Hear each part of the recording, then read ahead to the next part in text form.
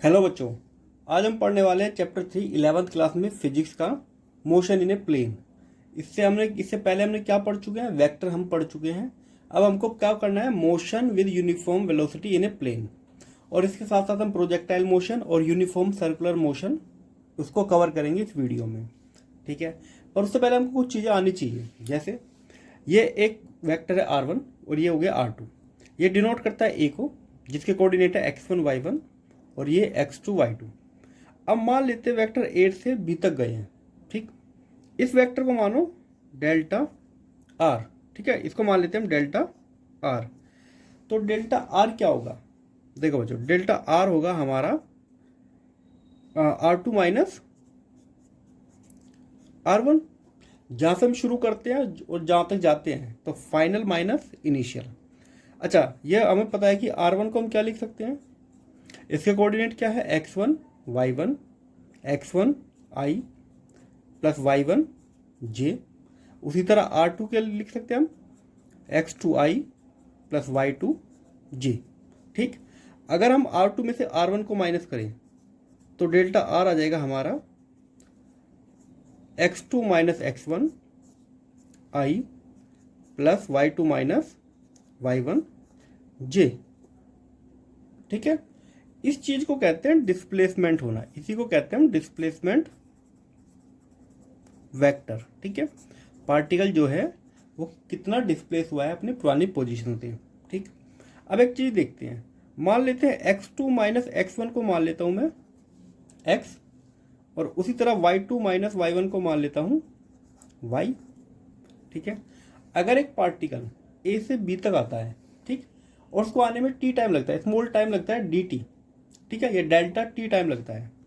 Delta t time taken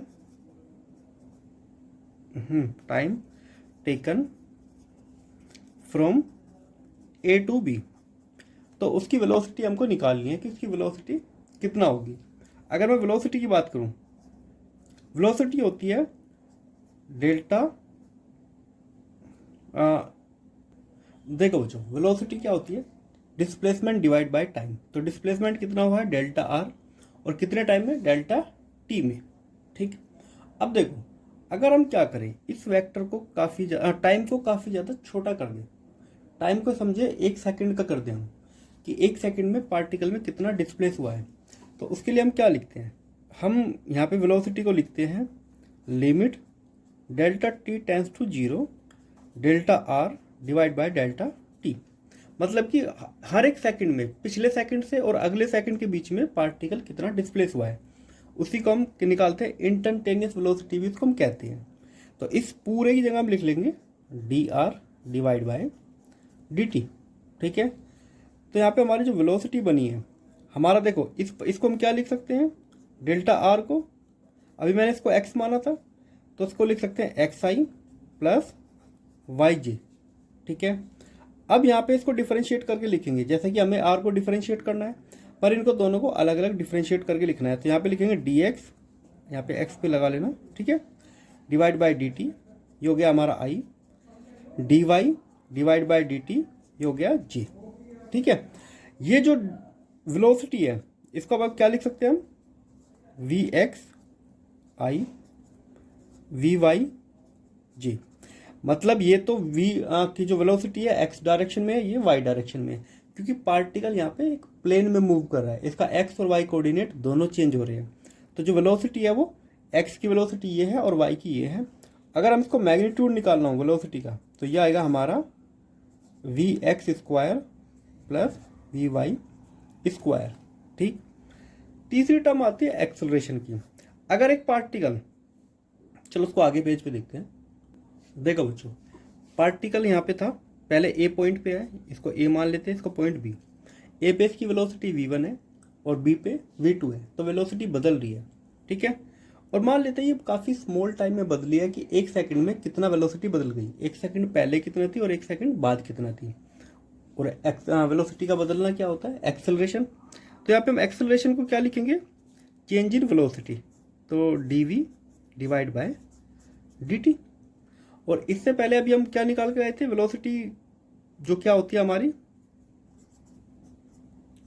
या इसको हम क्या लिख सकते हैं कंप्लीटली, डी एक्स, अगर अलग अलग करके लिखेंगे तो ऐसे लिख सकते हैं,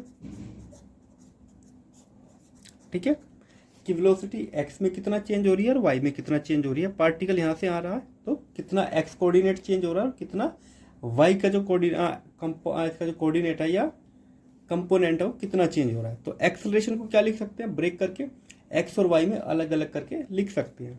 ऐसा हम क्यों कर रहे हैं, क्योंकि आप जब प्रोजेक्टाइल मोशन करेंगे तो उसको हमें सेपरेट ही करना पड़ेगा। एक्स की मोशन अलग सेपरेट करनी पड़ेगी और वाई की अलग करनी पड़ेगी, ठीक है, तभी हम प्रोजेक्टाइल मोशन को अच्छी तरह समझ सकते हैं।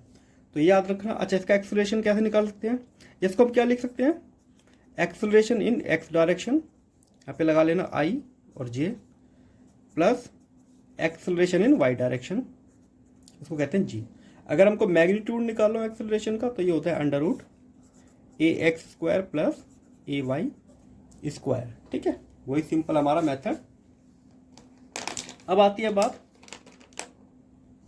देखो बच्चों प्रोजेक्टाइल मोशन क्या होता है। प्रोजेक्ट का मतलब होता है किसी चीज को थ्रो करना।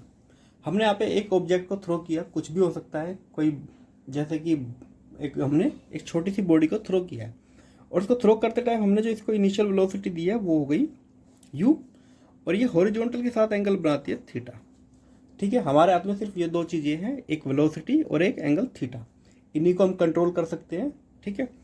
दूसरी चीज, हम एयर फ्रिक्शन को यहाँ पे लेके नहीं चलते, हम मान के चलते हैं कि एयर में कोई फ्रिक्शन नहीं है, क्योंकि अगर एयर फ्रिक्शन की भी कैलकुलेट करें तो काफ़ी कॉम्प्लिकेटेड हो जाता है। हमने ना यहाँ पे मास जो माना है हमने यूनिट मास माना है, ठीक है, मास का कोई यहाँ पे कंसेप्ट हम यहाँ नहीं लगाएंगे, क्योंकि किसी चीज़ को थ्रो करोगे, अगर दो ऑब्जेक्ट हमारे पास, एक भारी और एक हल्का, दोनों की वेलोसिटी और एंगल सेम है तो दोनों सेम डिस्टेंस पे ही जाके गिरेंगे। वो कैसे होता है वो हम अभी देखते हैं। अब देखो ये जो वेलोसिटी है, अब इसके हम दो कंपोनेंट कर सकते हैं, हम अभी पढ़ के आए थे। अगर इसकी एक वेलोसिटी प्लेन के अंदर है तो इसकी दो वेलोसिटी की जा सकती है, एक हो सकती है इस डायरेक्शन में और एक हो सकती है इस डायरेक्शन में। जो कंपोनेंट इसका थीटा के साथ लगा हुआ है ये हो जाएगा u कोस थीटा, वेक्टर में हमने पढ़ा था, और ये कंपोनेंट हो जाएगा u साइन थीटा। अब यहाँ पे मोशन जो है हमको दो अलग अलग डायरेक्शन में पढ़नी है, x और y में। अब देखो बच्चों, यहाँ पे जो मोशन है x एक्सिस में पहले पार्टिकल ऊपर जाता है फिर नीचे आता है। पार्टिकल जब ऊपर जाएगा तो इसकी वेलोसिटी धीरे धीरे कम होना शुरू हो जाएगी और एक पॉइंट पे पहुंच के वेलोसिटी 0 हो जाएगी, ठीक। फिर ये नीचे आएगा, इसकी वेलोसिटी दोबारा से वर्टिकल डायरेक्शन में बढ़ना शुरू हो जाएगी। तो वर्टिकल डायरेक्शन में एक तो इसकी पहले वेलोसिटी कम होती जा रही है और फिर बढ़ती जा रही है। क्यों? क्योंकि यहाँ पे जो अर्थ की ग्रेविटी है, जब ये ऊपर की तरफ जाएगी तो इसकी वेलोसिटी को कम करेगी, जैसे ही नीचे की तरफ आएगी तो इसकी वेलोसिटी को बढ़ाएगी। तो ग्रेविटी, जो एक्सेलरेशन ड्यू टू ग्रेविटी है, ये सब उसकी वजह से होगा। दूसरी बात, जो यहाँ पे हॉरिजॉन्टल वेलोसिटी है ये हर पॉइंट पे सेम रहेगी। यहाँ पे भी क्या रहेगी, ये u कोस थीटा, इस पॉइंट पे भी क्या रहेगी, u कोस थीटा। समझो, हमने इसको ऑब्जेक्ट को थ्रो किया, इसकी जो हॉरिजॉन्टल वेलोसिटी है, मान लेते अगर 5 है तो ये हर पॉइंट पे यहाँ पे 5 रहेगी, यहाँ पे भी, यहाँ पे भी, यहाँ पे भी, तो इसकी जो डायरेक्शन होगी वो 5 ही रहेगी। मतलब हॉरिजॉन्टल में कोई भी एक्सेलरेशन यहाँ पे नहीं लग रहा। अब मोशन को हम अलग अलग पढ़ते हैं इन एक्स डायरेक्शन। पहले लेते हैं एक्स डायरेक्शन में। एक्स डायरेक्शन में जो एक्सेलरेशन है वो कितना है, 0। हमने एक बार थ्रो कर दिया, उसके बाद ये हमारे कोई कॉन्टैक्ट में नहीं है ऑब्जेक्ट, तो हम तो इस पर कोई फोर्स नहीं लगा रहे हैं, तो हमारे हाथों से अब यहाँ पे कोई एक्सेलरेशन नहीं लग रहा है। जितना भी एक्सेलरेशन लग रहा है वो ग्रेविटी की वजह से लग रहा है नीचे की तरफ, ठीक है। और ग्रेविटी इस पे एक्सेलरेशन सिर्फ वर्टिकल मोशन पे लगाती है, ग्रेविटी कभी भी इस डायरेक्शन में एक्सेलरेशन नहीं लगाती। ग्रेविटी में कब लगती है, या तो ऑब्जेक्ट ऊपर जाए या नीचे आए, ठीक। अब देखो बच्चों, मान लेते कि इस पॉइंट से इस पॉइंट के बीच की जो डिस्टेंस है वो कहते हैं हम आर। आर का मतलब होता है रेंज, ठीक। और जो ये हाइट है, इस हाइट को कहते हैं हम एच, मतलब मैक्सिमम हाइट। और इस पॉइंट से लेके उस पॉइंट तक जाने में, इसको मानो ए से ओ से लेके पी तक जाने में इसको जो टोटल टाइम लगा उसको कहते हैं टाइम ऑफ फ्लाइट, कि वो कितना टाइम लेता है पूरी जर्नी में। एक एक करके उसको हम पढ़ेंगे। सबसे पहले हम बात करते हैं कि यहाँ से जो वेलोसिटी शुरू हुई है u cos थीटा, मान लेते हैं इसको यहाँ से यहाँ तक जाने में टाइम लगता है t, कैपिटल T, ठीक है। तो कितना दूरी तय की इसने, ये हम पता लगा सकते हैं। क्योंकि इस डायरेक्शन में कोई एक्सेलरेशन नहीं है तो सिंपल वेलोसिटी का फॉर्मूला लगेगा। तो हम क्या कह सकते हैं, जो रेंज है वो होती है r equal to velocity v cos theta multiply time. ठीक, यहाँ पे मैं लिख देता हूं t, यहाँ पे है टाइम ऑफ फ्लाइट, ठीक है, r यहाँ पे है रेंज। अब देखो बच्चों, ठीक है, अब यहाँ पे हो गई इक्वेशन 1। अब बात करते हैं हम इसमें, अब और कुछ नहीं कर सकते, अब हमको वर्टिकल मोशन देखनी पड़ेगी। अब करते हैं मोशन इन वाई डायरेक्शन। ठीक है, एक चीज देखो, ये आधी जर्नी यहां तक हो गई, आधी इसके बाद हो गई। जितना टाइम इसको ऊपर जाने में लगेगा उतने टाइम नीचे जाने में लगेगा। मान लेते हैं यहाँ पे टाइम टी लगा और यहाँ पे भी टाइम टी लगेगा, तो जो कैपिटल टी है वो 2 टाइम्स है टी के, तो हम एक टी को निकाल लेंगे, कैपिटल टी फिर 2 से मल्टीप्लाई करके आ जाएगा। अब इसको 0 से लेके इस पॉइंट तक जाने में हाइट, इतनी हाइट गेन करने में टी टाइम लगा है।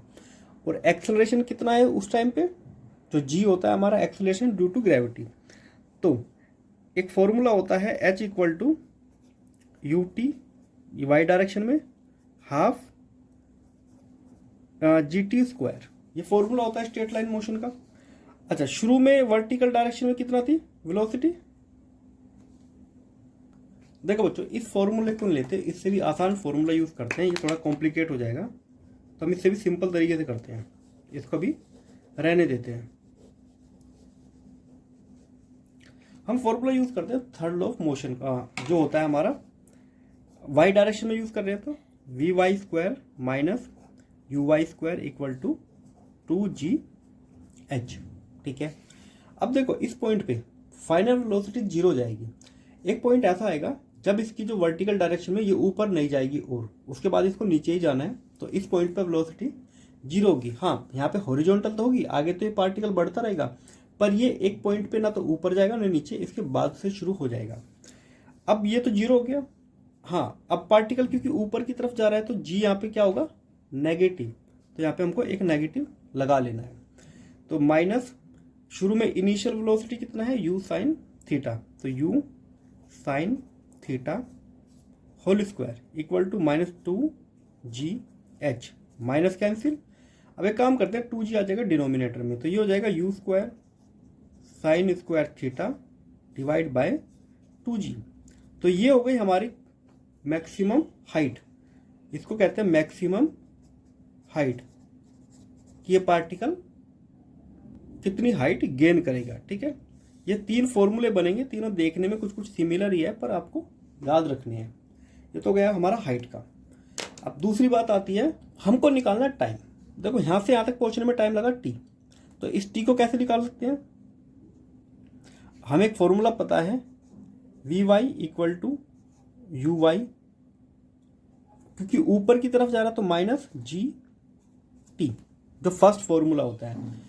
ये हमारी क्या है 0, ठीक है, 0 equal to u sine theta minus g t, ये दूसरी तरफ आ जाएगा तो t आ गया हमारा u sine theta divide bye g। ठीक है, तो अब इधर लिख लेना, जो कैपिटल T आएगा 2 टाइम्स आएगा इसके, क्योंकि यहाँ पे है, तो ये हो जाएगा 2u sine theta divide bye g। ये हो गया हमारा टाइम ऑफ फ्लाइट, कि ऑब्जेक्ट टोटल कितना टाइम तक फ्लाइट में रहा, इसको कहते हैं टाइम ऑफ फ्लाइट। ठीक, अब इस t की वैल्यू यहाँ पे पुट करेंगे तो हमें रेंज मिल जाएगी कि वो कितना दूर जाके गिरेगा। देखो बच्चों, रेंज का फॉर्मूला क्या था, u cos थीटा, इस वेलोसिटी से वो t टाइम तक रहा है एयर में। ठीक है, हॉरिजॉन्टल वेलोसिटी में t की वैल्यू रख देते हैं u cos theta multiply 2u sine theta divide bye g। अब 2u को अलग ले लेते हैं पहले, तो u square divide bye g, 2 sine theta cos theta, ये बन गया हमारा फॉर्मूला। तो ये हो जाएगा u square sine 2 theta divide bye g। ये हो गई हमारी रेंज, ठीक है। तो इसको कर लेते हैं हम बॉक्स में। ये हो गई हमारी पार्टिकल किस रेंज तक रहेगा। अच्छा, इसको पढ़ना जरूरी क्यों है बच्चों? अगर हमें इनिशियल वेलोसिटी, अगर हमको एक ऑब्जेक्ट को थ्रो करना है, ठीक, या कोई ऑब्जेक्ट हमें पता है उसकी वेलोसिटी क्या है और किस एंगल पे हमने थ्रो किया है, जी की वैल्यू हमको पता होती है, तो हमको एग्जैक्टली पता रहेगा वो पार्टिकल कहाँ जाके गिरेगा। ये चीज़ें यूज़ होती है कहीं पे, अगर मान लेते बम गिराना हो, ठीक है, या कोई मिसाइल से कोई टारगेट फिक्स करना हो, तो उसके लिए क्या करते हैं, उनकी वेलोसिटी हमको पता होनी चाहिए, किस एंगल पे फायर की गई है वो पता होना चाहिए, तो हम अपने टारगेट को अचीव कर सकते हैं। खैर इतना सिंपल नहीं होता, ये 12th क्लास की पढ़ के तो नहीं हो पाएगा, बहुत सारे और फैक्टर होते हैं, जैसे कि एयर प्रेशर हो गया, ठीक है, एयर फ्रिक्शन भी हो जाता है, और भी बहुत सारे कारण होते हैं, पर हम मोटे मोटे तौर पे जो कोर में है वो यही है कि ऐसे होती है प्रोजेक्टाइल मोशन। अब देखो बच्चों, कुछ स्पेशल केस करने हैं, ठीक है, स्पेशल केसेस। अगर हमने जो प्रोजेक्ट किया है वो एंगल है 45 डिग्री, ठीक, तो जो ये रेंज होगी ये होगी maximum, particle maximum distance cover कर पाएगा। कैसे? 45 यहाँ रखेंगे तो मैक्सिमम रेंज कितना हो जाएगी, क्योंकि ये हो जाएगा 90 और 90 होता है 1, और साइन की वैल्यू 1 से ज़्यादा नहीं होती, तो मैक्सिमम वैल्यू इसी एंगल पे हमको मिलेगी, तो u² डिवाइड बाय g, ये तो हो गई मैक्सिमम रेंज। अच्छा बच्चों, एक बात और याद रखना, अगर हमने दो प्रोजेक्ट किए हैं बॉडी को, अगर हम 15 डिग्री के एंगल पे थ्रो करते हैं, ठीक, तो रेंज क्या होनी चाहिए फॉर्मूले के अकॉर्डिंग? या इसको समझो, इस फॉर्मूले को अगर मैं कैसे लिख सकता हूं, इस फॉर्मूले को देखो, एक मान लेते हैं इसको हमने 15 डिग्री के एंगल में थ्रो किया, प्रोजेक्ट हुआ इस पॉइंट पे। अगर हम इसको 75 डिग्री के एंगल पे थ्रो करेंगे, मतलब कि दो एंगल का सम जो है 90 होना चाहिए, 75 और 15 का सम कितना है 90, तो जितना दूर जाके ये 15 डिग्री के एंगल पे गिरेगा उतने ही दूर गिरेगा ये 75 डिग्री के एंगल पे, ठीक, या जितनी हम रेंज जो मिलेगी हमको 30 डिग्री के एंगल पे मिलेगी, उतनी ही रेंज हमको 60 डिग्री के एंगल पे मिलेगी। जरूरी क्या है, ये 15 डिग्री का एंगल और 75 का है, इन दोनों की वेलोसिटी सेम होनी चाहिए और इन दोनों की वेलोसिटी भी सेम होनी चाहिए। क्यों? हम थीटा एंगल पे थ्रो करते हैं तो ये रेंज मिलती है, अगर हम 90 माइनस थीटा करें, मतलब कि 90 में से इस एंगल को माइनस करें, तो हमको रेंज मिलेगी u² sine 2 90 minus theta divide by g, ठीक है। पहला तो हमने 15 डिग्री पे थ्रो किया, ये मिल गया, अब हम 90 माइनस थीटा लेते हैं, इस एंगल को 90 में से माइनस करके, तो 2 मल्टीप्लाई कर देंगे अंदर, तो u² sine 180 minus theta divide by g, और साइन 180 माइनस थीटा क्या होता है, साइन थीटा ही होता है, ठीक है। एक सेकंड, हाँ, तो रेंज हो जाएगी u² साइन, एक सेकंड को, यहाँ पे 2 थीटा आएगा यहाँ पे भी, ठीक है, तो ये 2 थीटा ही होता है, तो दोनों ही केस में रेंज रहेगी सेम, तो 30 और 60 की रेंज एक होगी, 15 और 75 की रेंज एक होगी, ठीक है, ये बात ध्यान रखना इंपॉर्टेंट है। अब देखो बच्चों, एक होता है इक्वेशन लिखना, ये जो हमारा कर्व बना है इसकी इक्वेशन लिखना। वैसे ये परफेक्ट पैराबोला है, बिल्कुल परफेक्ट पैराबोला बनेगा, बीच में कहीं पे भी कोई भी शार्प एज नहीं आएगा, बिल्कुल स्मूथ पैराबोला है, ठीक है। तो नेचर में ये होता है, जब आप एक ऑब्जेक्ट को थ्रो करते हो तो बिल्कुल कंप्लीट पैराबोला बनता है। अच्छा, इस फंक्शन की अगर मैं एक इक्वेशन लिखूं, इक्वेशन लिखने से क्या होगा, मैं ये बता सकता हूँ कि किस एक्सिस पे, मतलब कि जैसे जितना इससे डिस्टेंस होगी, यहाँ मान लेते कि ये कोई पॉइंट है x, तो यहाँ पे हाइट कितना होगी, हर एक पॉइंट पर हमको कैलकुलेट करना है हाइट कितना होगी, ठीक है। तो वो किससे कैलकुलेट होगा, वो कैलकुलेट होगा हमारा इक्वेशन से। देखो बच्चों, x डायरेक्शन में इसकी वेलोसिटी कितना है u cos थीटा, और y डायरेक्शन में क्या है वेलोसिटी u sin थीटा, ठीक। पहले x को देखते हैं, तो x डायरेक्शन में मान लेते हैं कि इसने x डिस्टेंस ट्रेवल की इस वेलोसिटी से, अब यहाँ पे हम x और y को ले रहे हैं, तो x डिस्टेंस ट्रेवल की इससे, तो यहाँ पे वैल्यू आ जाएगी, टाइम कितना आ जाएगा, या हाँ, टाइम की वैल्यू आ जाएगी x divide bye u cos theta, ठीक है। ये हो गई हमारी पहली इक्वेशन। अब इतने टाइम में ऑब्जेक्ट कहाँ पे आ गया है, इस पॉइंट पे, कितनी हाइट पे, y पे, टाइम सेम है, इतने टाइम में कितनी हाइट गेन करेगा वो हमको निकालना है। अब हमको y डायरेक्शन में लेनी है straight line of motion. Height का एक फॉर्मूला होता है नॉर्मली हाइट का फॉर्मूला क्या होता है, ut plus half at square, ठीक है, ये एक जनरल फॉर्मूला होता है। अब h की जगह हमको लेना है y, ठीक है, y हो गया, y equal to ut, initial velocity कितना है u साइन थीटा। अब हमको y डायरेक्शन में लेना है t, क्योंकि ये ऊपर की तरफ जा रही है तो यहाँ पे जो g लेना पड़ेगा हमको नेगेटिव लेना पड़ेगा, g t स्क्वायर, ठीक है। ये हो गई हमारी इक्वेशन 2। अब हमको टाइम की वैल्यू यहाँ से निकाल के यहाँ रखना है तो हमें इक्वेशन मिल जाएगी। तो y equal to u sine theta multiply x divide by u cos theta minus 1/2 g x divide by u cos theta whole square, ठीक है। सोल्व कर लेते हैं, u से u कैंसिल, तो y equal to x tan theta minus 1/2 g x square divide by u square cos square theta square की वजह से, ठीक है बच्चों। ये आ गई हमारी इक्वेशन, ठीक। तो ये हो गई हमारी इक्वेशन ऑफ प्रोजेक्टाइल। अब ये क्या है, ये इक्वेशन होती है पैराबोला की। तो इससे हमको पता चलता है जो पाथ हमें बनेगा वो पैराबोला बनेगा।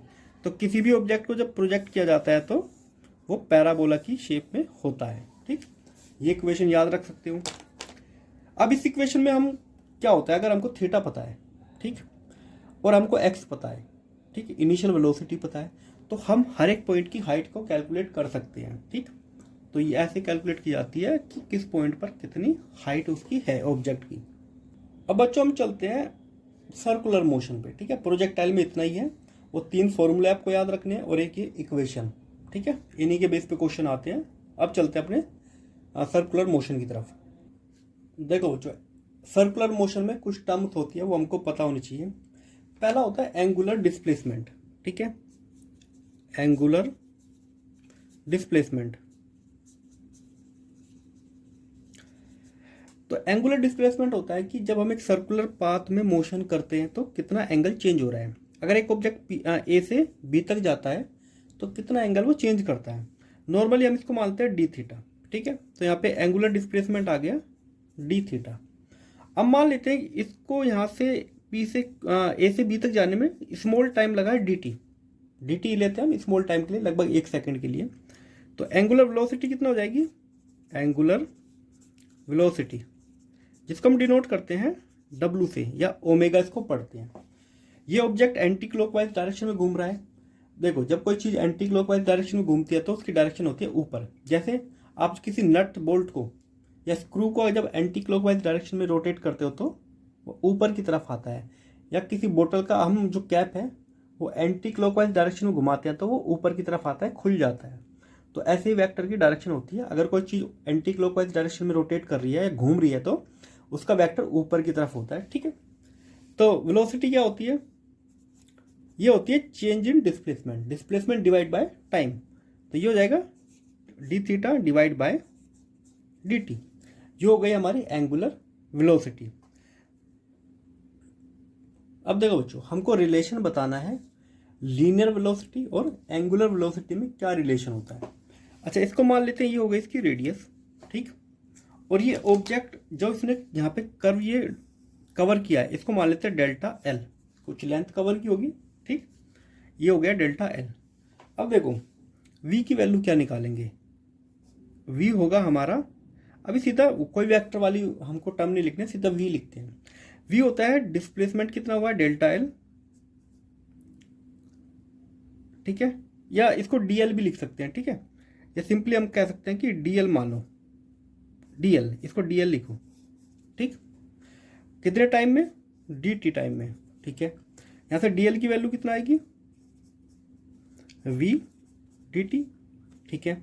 उसी तरह हम अगर एंगुलर वेलोसिटी की बात करें, एंगुलर वेलोसिटी होती है change in theta divide by time. तो थीटा की वैल्यू क्या आएगी, डी थीटा आ जाएगा हमारा ओमेगा डी टी। अब हमने एक चीज और पढ़ी है, एंगल आर और आर्क में क्या होता है। देखो एंगल इक्वल टू होता है आर्क अपॉन रेडियस, ठीक है। तो एंगल थीटा आर्क होती है हमारी एल और ये होती है आर। ठीक है, ये एक रिलेशन होता है, ये हमको पता होना चाहिए। तो एंगल क्या है हमारा, d theta. Angle equal to arc, arc कितनी है, डीएल, ये होती है हमारी आर्क लेंथ, इसको लिखेंगे वी डी टी। रेडियस, अब हमें लेनी है रेडियस। ठीक है, रेडियस को मान लेते हैं आर। अब इसकी वैल्यू यहां से लिख लेंगे, यहां पुट करेंगे तो डब्ल्यू d t equal to v d t divide by r. D t से डी टी कैंसिल, तो आर इधर मल्टीप्लाई में या इधर ही रहने देते हैं। ओमेगा की वैल्यू होती है वी डिवाइड बाई आर और v equal to r omega. ठीक है, ये होता है फॉर्मूला। तो एंगुलर वेलोसिटी और लीनियर वेलोसिटी में क्या होता है, ये फॉर्मूला। अगर हमको लीनियर वेलोसिटी एंगुलर वेलोसिटी निकालनी है तो जो लीनियर वेलोसिटी है उसको आर से डिवाइड करेंगे। आर मतलब वो सर्कुलर पाथ, उसकी रेडियस जिसमें वो घूम रही है। ठीक है, और अगर हमको ओमेगा दिया है, आर निकालनी है तो बस आर से मल्टीप्लाई करनी है। ठीक, ये तो होता है हमारी वेलोसिटी। अब बात करते हैं एंगुलर एक्सेलरेशन की। देखो, जो एंगुलर एक्सेलरेशन की बात करते हैं, जब एक ऑब्जेक्ट घूमता है एक सर्कुलर पाथ में तो इसकी वेलोसिटी बदलती रहती है, मतलब डायरेक्शन बदलेगी तो वेलोसिटी बदल जाती है। तो उसी से हमको निकालना है कि कितना एंगुलर इसका एक्सेलरेशन है। अच्छा, एक्सेलरेशन क्या होता है, चेंज इन एंगुलर वेलोसिटी। ठीक है, सिंपली इतना ही होता है। अच्छा, अगर हम यहाँ पे बात करें जो रिलेशन की बात करें, रिलेशन बिटवीन जो लीनियर एक्सेलरेशन होता है वो एंड एंगुलर एक्सेलरेशन, क्या रिलेशन होता है। अब एक फॉर्मूला हम पढ़ के आए हैं, v इक्वल टू होता है आर ओमेगा। ठीक, अगर मैं इसको डिफरेंशिएट करूं टाइम के रेस्पेक्ट में, अब इसको हमको डिफरेंशिएट करना है क्योंकि सर्कुलर जो हमारा पाथ है उसमें रेडियस उसकी नहीं बदल रही है, सिर्फ क्या बदलती है, वेलोसिटी। तो ये कांस्टेंट की तरह बिहेव करेगा, इसको रखते हैं हम बाहर। तो D W divide by d t, और इसकी वैल्यू क्या है, एल्फा, और इसकी वैल्यू क्या होती है, ए। तो ए इक्वल टू आर एल्फा। ठीक है, तो आर से मल्टीप्लाई करो एंगुलर के साथ तो लीनियर मिल जाता है। ठीक है, अब बात करते हैं इनकी कुछ यूनिट वगैरह की। एसआई यूनिट, जो ओमेगा होती है, वेलोसिटी होती है एंगुलर, उसकी होती है रेडियन पर सेकंड, और जो अल्फा हमारा एंगुलर एक्सेलरेशन उसकी है रेडियन पर सेकंड स्क्वायर। ठीक है, पर सेकंड स्क्वायर। ठीक, ये हो गई इनकी रेडियस। अब चलते हैं यूनिफॉर्म सर्कुलर मोशन, ठीक, और सेंट्रीपिटल एक्सेलरेशन पे। देखो बच्चों, यूनिफॉर्म सर्कुलर मोशन का मतलब क्या होता है कि पार्टिकल एक सर्कुलर पाथ में रोटेट कर रहा है, वो इक्वल टाइम लेता है, मतलब हर एक चक्कर लगाने में सेम टाइम ले रहा है। ठीक है, स्पीड जो है वो रहती है कांस्टेंट। ठीक है, velocity changes due to direction. ठीक है, क्योंकि हर पॉइंट पे क्या होता है, डायरेक्शन बदलती है और डायरेक्शन की वजह से वेलोसिटी बदल जाती है। तो equal time taken in each revolution. ठीक है, ये रिवोल्यूशन हर एक चक्कर लगाने में सेम टाइम लगता है। ठीक है, मान लेते हैं टी जो है यहाँ पे टाइम पीरियड है। अगर मान लेते हैं इसको 2 सेकंड लगते हैं हर एक चक्कर लगाने में, तो हर चक्कर लगाने में 2 ही सेकंड लगेंगे, इसलिए इसको कहते हैं यूनिफॉर्म सर्कुलर मोशन। ठीक है, वेलोसिटी क्यों बदलती है, डायरेक्शन की वजह से। अब देखो बच्चों, मान लेते हैं इसकी जो ओमेगा है, एंगुलर वेलोसिटी कैसे निकालेंगे, वो होता है एक सर्कल पूरा एक चक्कर लगाने में कितना एंगल कवर करता है, 2 पाई डिवाइड बाय टी, जो हो गया टाइम पीरियड। ठीक है, या इसको लिखा जा सकता है 2 पाई म्यू, ये क्या होती है, फ्रीक्वेंसी।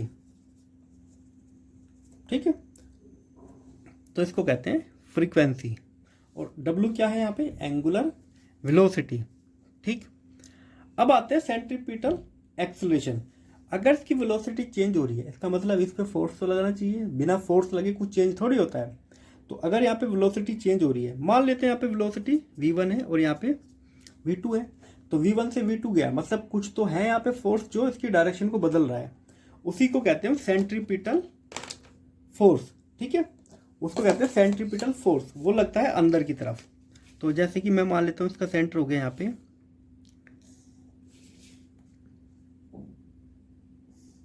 ठीक। तो अंदर की तरफ एक लगता है फोर्स, और आगे अगर हम यहाँ पे ऑब्जेक्ट जो है उसका मास ना ले, मास उसका यूनिट ले, तो माने अंदर की तरफ लगता है एक्सेलरेशन AC, ठीक। AC का काम क्या है, इसकी बस डायरेक्शन चेंज करना, ना कि इसका मैग्नीट्यूड से चेंज करना, ठीक। तो यहाँ पे AC जो है इसको कहते हैं सेंट्रीपिटल एक्सेलरेशन, जिसको AC से डिनोट करते हैं, ठीक है। इसके बारे में, it change only direction of body when it move in circular path with uniform circular velocity, ठीक है। तो जब ये एक सर्कुलर पाथ में यूनिफॉर्म सर्कुलर मोशन से घूम रही है या वेलोसिटी से घूम रही है, मोशन लिखो यहाँ पे बच्चों, इसको काट के मोशन लिख लेना, ठीक है। तो सिर्फ ये डायरेक्शन चेंज करता है, मैग्नीट्यूड चेंज नहीं करता, और it acts toward the centre, और ये हमेशा सेंटर की तरफ लगता है, इसीलिए इसको सेंट्रीपिटल एक्सेलरेशन हम कहते हैं। इसका एक्सप्रेशन हमको लिखना है, तो वो देखते हैं हम कैसे करेंगे। देखो बच्चों, ये एक सर्कुलर मोशन है, अब हमको डेराइव करना है सेंट्रीपिटल एक्सेलरेशन, ठीक। अब यहाँ ध्यान देने वाली बात है, जो मैग्नीट्यूड है V1 और V2, इनका मैग्नीट्यूड दोनों का सेम है, ठीक। ये R1 हो गया, ये R2, और बीच में एंगल हो गया d थीटा, और ये एक एंगुलर वेलोसिटी से रोटेट कर रहा है, ठीक है। अब देखो बच्चों, हम 1 से 2 की तरफ जा रहे हैं, तो डेल्टा V को क्या लिखा जा सकता है, V2 माइनस V1, वेक्टर की फॉर्म में ऐसा लिखा जा सकता है, और इनका मैग्नीट्यूड दोनों सेम है, ठीक। अब बात करते हैं, अगर मैं थीटा निकालूं, थीटा होता है आर्क अपॉन रेडियस, ठीक है। अब देखो, हम क्या जा रहे हैं, V1 से V2, अगर एक ट्राइंगल में ऐसे ड्रॉ करूं, ये एक वेक्टर है, ये दूसरा वेक्टर है, और ये, तो ये V1 है, ये V2 है, ये थीटा है, डेल्टा थीटा, तो ये कितना है, डेल्टा V। तो आर्क क्या हो गई अब यहाँ पे, डेल्टा V, और हमको मैग्नीट्यूड लेना है, तो ये हो गई आर्क की length divide by radius. Radius का काम क्या कर रही है यहाँ पे, ये V, ठीक है। तो इन दोनों का वैसे मैग्नीट्यूड अगर हम देखें तो V ही होता है, ठीक है, तो उसका हम V ही मान लेते हैं, क्योंकि यहाँ पे वेलोसिटी सिर्फ डायरेक्शन चेंज हो रही है, ना कि उसका मैग्नीट्यूड। तो यहाँ पे जो वेलोसिटी है वो ही यहाँ पे होगी, ठीक है। अगर यहाँ पे 5 है तो यहाँ पे 5 होगी, पर वेक्टर फॉर्म में हम इसको ऐसे लिखेंगे। तो आर्क की लेंथ कितना हो गई, डेल्टा V, और रेडियस की जगह हम क्या लेंगे, V1, V1 V2 V है, तो V ले लेंगे हम, ठीक, ये हो गया। अगर हम एंगुलर वेलोसिटी की फॉर्म में देखें, तो थीटा क्या होता है, वेलोसिटी मल्टीप्लाई टाइम, मतलब इसको यहाँ से यहाँ तक आने में डेल्टा T टाइम लगा है, ठीक है। तो ओमेगा मल्टीप्लाई dt, अब इन दोनों को इक्वल रख लेंगे, equal to W delta T। अब एक काम करते हैं, T को लाएंगे इधर और V को ले जाते हैं उस तरफ, V हो जाएगा ओमेगा, ठीक है। ओहो, इसके नीचे आना था T, हमारा डेल्टा T। अच्छा, V की वैल्यू कितना है, वेलोसिटी क्या होती है, अभी हमने फॉर्मूला लिखा था R ओमेगा, और यहाँ पे एक ओमेगा पहले से ही है, और ये क्या होता है, change in velocity with respect to time. जो देखो यहाँ पे मैग्नीट्यूड चेंज नहीं हो रहा है, बेसिकली यहाँ पे जो चेंज हो रही है डायरेक्शन, तो जो डायरेक्शन चेंज हो रही है टाइम के रेस्पेक्ट में, मतलब वेलोसिटी चेंज हो रही है, तो उसको कहेंगे सेंट्रीपिटल एक्सेलरेशन, ठीक है। ये हो जाएगा ओमेगा स्क्वायर R, ठीक। ये हो गया हमारा फाइनल एक्सप्रेशन, ठीक है। तो बेसिकली क्या लिखोगे, ए की जो वैल्यू होती है, एक होता है ओमेगा स्क्वायर R, या इसकी जगह अगर V लिखोगे तो A इक्वल टू होता है v square divide bye r। ठीक है, एक ही बात है। और ये एक्सेलरेशन कौन सा है? सेंट्रीपिटल। ये ध्यान रखना, ये कोई लीनियर एक्सेलरेशन नहीं है। लीनियर का हम इससे पहले ही एक्सप्रेशन देख के आए थे। ये सेंट्रीपिटल एक्सेलरेशन है जो सेंटर की तरफ लगता है, इसीलिए इसका एक्सप्रेशन थोड़ा अलग है। ठीक है, तो लीनियर और इसको एक मत मानना। अच्छा, दूसरी बात, अगर नॉर्मली मान लेते हैं कि इस डायरेक्शन में भी एक्सेलरेशन लगा हुआ है, ठीक है, इसकी वेलोसिटी भी बदल रही है, इसका मैग्नीट्यूड भी बदल रहा है, बार बार तेज होती जाती है, तो उस केस में हम क्या करेंगे? उसमें हम दोनों का मैग्नीट्यूड ले लेंगे। ठीक है, ये देखो, समझो, इधर समझो, ये एक सर्कल है, ठीक, और इस डायरेक्शन में लग रहा है एक्सेलरेशन ET और सेंटर की तरफ एक्सेलरेशन लग रहा है AC। ठीक है, तो इन दोनों में एक्सेलरेशन जाएगा इस तरफ, टेंजेंट होगा। अब यहाँ पे टेंजेंट दिखानी पड़ी है, इससे टेंजेंट जाएगा। दोनों डायरेक्शन में लग रहा है, सेंटर की तरफ सेंट्रीफ्यूगल और टेंजेंशियल लग रहा है AT। नॉर्मली इसमें कोई AT नहीं है, यहाँ पे वेलोसिटी सिर्फ डायरेक्शन चेंज होती है। पर अगर सर्कुलर जो मोशन है ये बार बार अपनी मैग्नीट्यूड भी चेंज कर रही है, तो A की वैल्यू आएगी √AT square plus AC square, दोनों का √ ले लेना है। ठीक है, पर इस केस में हमारा टेंजेंशियल एक्सेलरेशन नहीं है। ठीक, तो बच्चों ये था हमारा motion in a plane chapter, ये कंप्लीट हो चुका है। इसके क्वेश्चन जल्दी आएंगे। आप हमारी वेबसाइट से और इससे यूट्यूब चैनल से जुड़े रहें। ठीक है, कोई भी डाउट होता है आप हमसे पूछ सकते हैं। ठीक है बच्चों, मिलते हैं अगले चैप्टर 4 के साथ।